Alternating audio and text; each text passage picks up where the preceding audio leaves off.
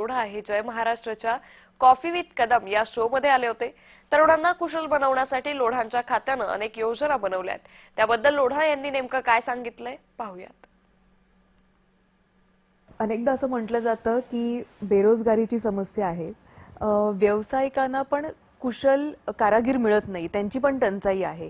तर ह्याचा जो मेळ आहे तो सरकार कसा घालतोय आणि सरकार समोर ते कसं चॅलेंज आहे की हे मागणी तसा पुरवठा असं करून देणं। हां, वृषालीताई, आपण चांगला क्वेश्चन विचारला। यावेळी आपण आज सुरुवात केली आहे। आपण प्रत्येक ITI मध्ये कोर्सेस चेंज केला। अच्छा, आता जुने जे कोर्सेस आहेत ते सोडून जे पॉप्युलर कोर्सेस जे लोकल रिक्वायरमेंट आहे ते कोर्सेस सुरू केला आहे।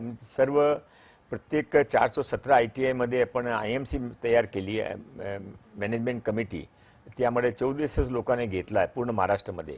तो ते लोकल लोक आहे, कोणी चार्टर्ड अकाउंटंट आहे, कोणी व्यावसायिक आहे, कोणी NGO चालवता, कोणी पत्रकार आहे। तो ते लोकांसाठी त्याने काय करायचं म्हणून ते IMC मेंबर झाले। आता ते लोकल रिक्वायरमेंटचे अनुरूप ते कोर्स शोधत आहे, टीचर पण शोधत आहे। आम्ही त्यांना मशिनरी प्रोव्हाइड करतो आणि आता हळूहळू असा आमच्याकडे प्रत्येक वर्षामध्ये कमीत कमी 6 लाख विद्यार्थी आम्ही ITI ने पॉलिटेक्निकमध्ये करू। हा 6 लाख विद्यार्थ्यांना नक्की रोजगार मिळेल। त्याशिवाय आता जे मोठे रोजगार मेळावे बंद करून आम्ही ते लहान लहान रोजगार मेळावे करत आहे। प्रत्येक MIDC मध्ये रोजगार मेळावा करत आहे। प्रत्येक कॉलेजमध्ये काल मी गव्हर्नर साहेबांना भेटलो, नवीन गव्हर्नरने देवव्रत साहेब। त्याने सांगितलं की आता पण ते चान्सलर आहे म्हणून की आपण प्रत्येक कॉलेजमध्ये रोजगार मेळावे घेऊ, त्यामध्ये कंपनीने पण आणू।